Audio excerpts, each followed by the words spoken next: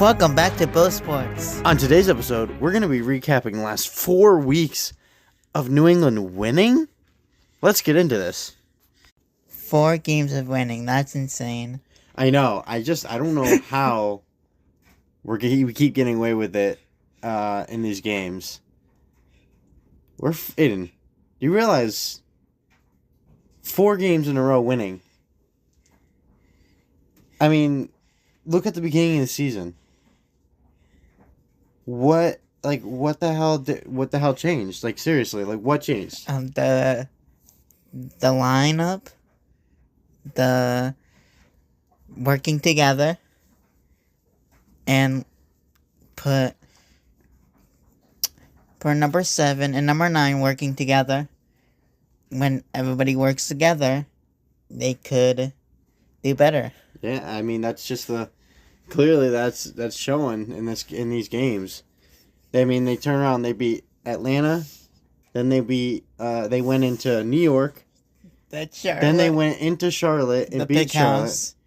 First place Charlotte, yeah, first place Charlotte, and we beat them, and then now we just beat Toronto 2-0, and it almost seems like, at least for the Charlotte game, anyways, it was a little bit closer, but it almost seemed like with the Atlanta game, the New York game, and Toronto game, it almost seemed like it was just very easy for New England. And something that I think that we can say that changed was the formation. Caleb Porter changed the formation to a 3 in the back, and it's showing. It's showing a lot in these last 4 weeks. And right now, at the moment now, in the last 5 games, New England is 4-1. And also, Caleb Porter won 2 cups. Yeah, he did. And maybe this time will be the same thing. Maybe he will win his 3rd, or maybe, but we have to wait and see. Yeah. And something that was known for Caleb Porter, anyways, with those previous cup winning teams, were those teams had a strong defense. And that's what we have right now for this team. This team has a strong defense. We haven't let in a goal in 4 games. Like, that's impressive. We haven't, not a single game, these last 4 games, we haven't let in a goal yet. And, ever since the Cincinnati game, that was the last goal we've had, for the last 5 weeks. And that's insane. That's crazy to think. That we were thinking the worst at the beginning of the season. Oh, no, it's going to be another bad season. Caleb Porter is going to be absolutely garbage. Not going to change what he needs to change. And now look what's happening. I mean, I don't know what's going on. And again, we also have to apologize not uploading last couple weeks. It's just, life is just really, really busy at the end of the semester when it comes to me, with school and everything. So we're trying to make everything work, but we're going to get one out today. Who am I kidding? Today. Yeah. Today on May 6th. And it's going to be, it's just an update video. Oh, Lord, who am I kidding? Podcast. And it's looking good, man. It's looking good for New England. Now we're going up against who's next? Orlando. Yep. And what place are they in? Let's take a look real quick. So make sure we don't get it wrong. 8th. So yeah, they're right above us. So maybe this is going to be another game that is going to be close, but I think we can have a chance.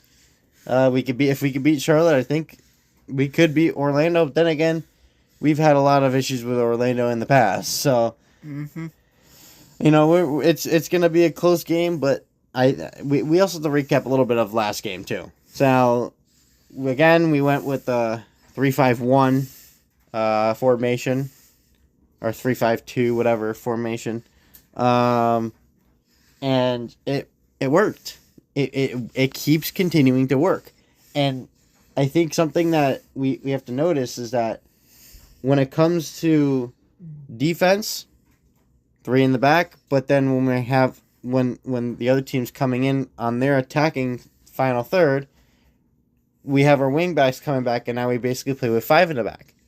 And then when we're playing up, we basically have 5 up as well.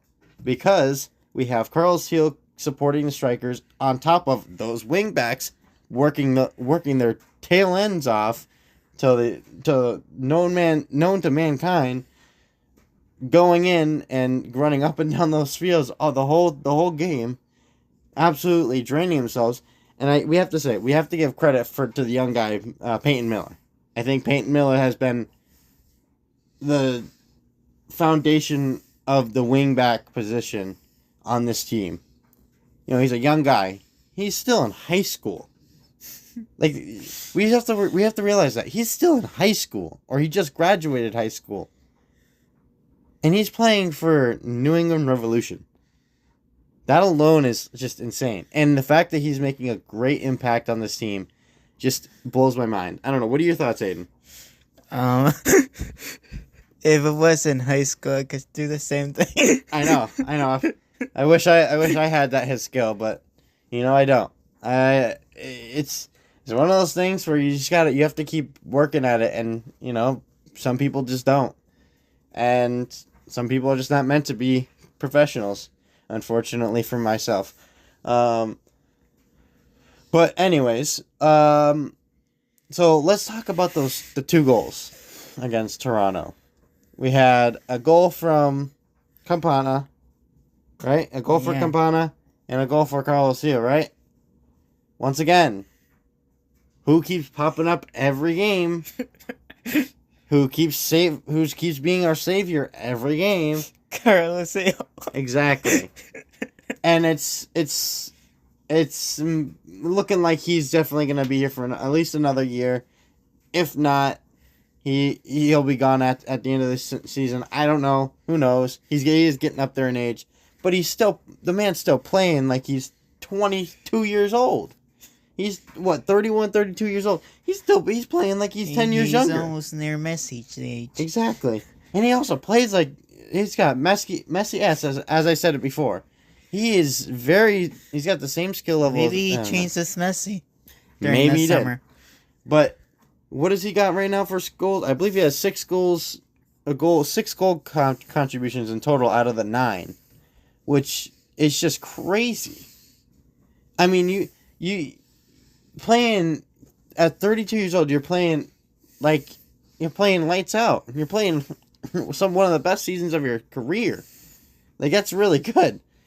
And then he's blowing my mind. And then we do have to give credit to a couple of our guys who are returning back from injury, who are slowly working their way into the lineup. Our guy Chagalai working here and there at the last 15 minutes of the games. He's looking good. He's looking a little sluggish, but he's looking like he's trying to get involved.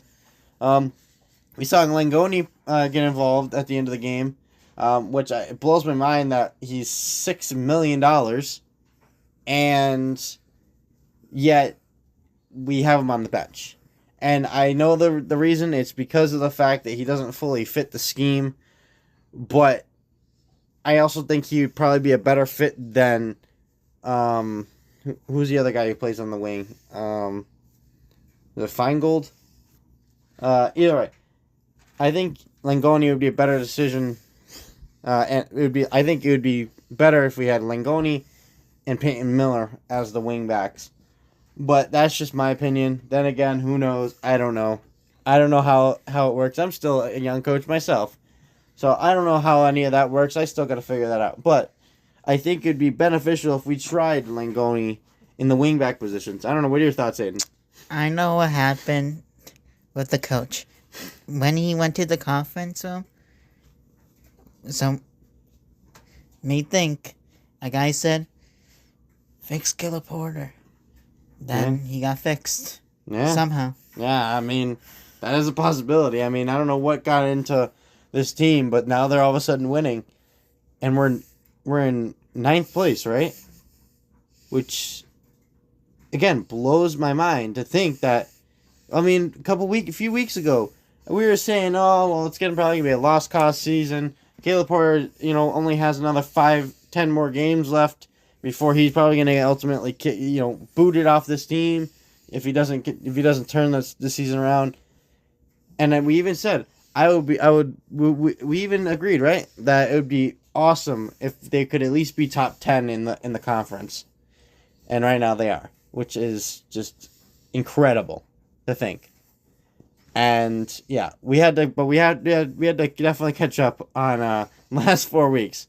But yeah, what a beautiful goal by who was it, Campana, or was it Carlos Hill? I don't remember. I remember there was a volley. One of them volleyed. One of them volleyed the ball, and it was beautiful. Carlos Hill. I think it was Carlos Hill. Yeah, it was a ball from, I believe, Peyton Miller. Either way, there was an incredible game to watch. They look good now, like they look like a team, and I think we have hope that the rest of the season is going to be good. Hopefully. What are your thoughts, Aiden? I don't know what else do you have to say.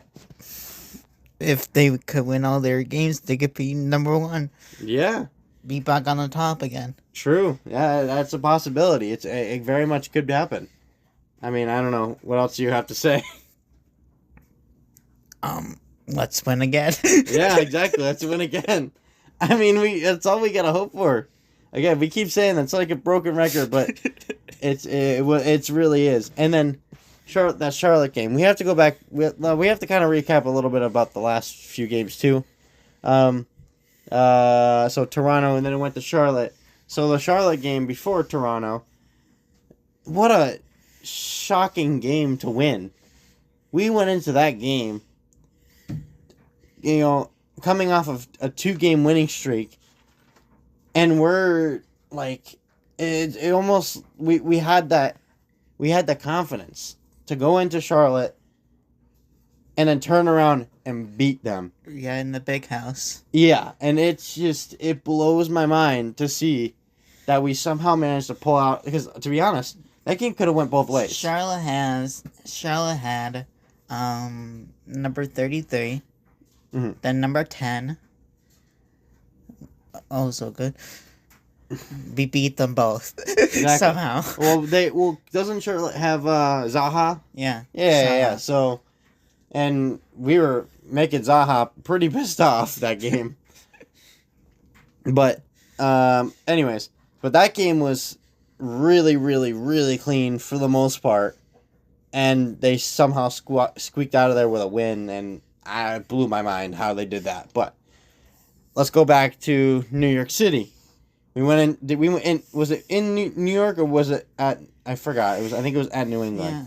Yeah. Or either way, we beat New York 2-0, and you're thinking to yourself, okay, so we have some building blocks here. We're now on a 2-game winning streak. Okay, cool.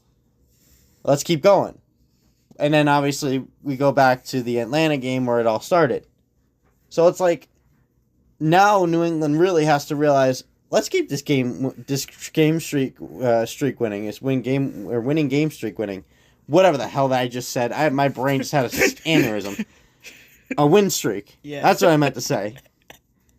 And yeah, I think this will be a continuation of the rest of the season. I think I could see us winning the next, I don't know, 3, 4, 5 games.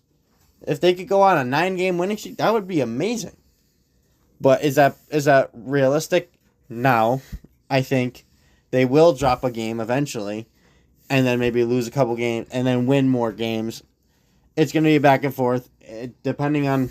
But then again, teams might not be able to understand the 3 in the back formation, and not be able to counter it. So I think we need to keep our hopes down a little bit, and just keep watching, because I think it's going to be a good rest of our season. We already have 4 wins in a row now. I think we can keep going against who are we going up against next? Orlando. So I think if we can beat Orlando and have a 5-game winning streak, I think that'll be a good indicator as to what the rest of the season is going to look like, now that we have pretty much everybody back and we have really no injuries. So, do you have any final thoughts, Aiden? Like I said, go win and work yourself out. And go win them all. Revolution, Revolution, let's ride! Oh. I don't know where you were going with that. I just let you go with that. I know. I don't know. That was an interesting. You could have kept going, and I wouldn't have stopped you. Yeah. Let me. Anyways, That's it. I'm your host, Corey Raftery. You didn't know CD Raftery. And we'll catch you guys in the next one. Have a good one, guys.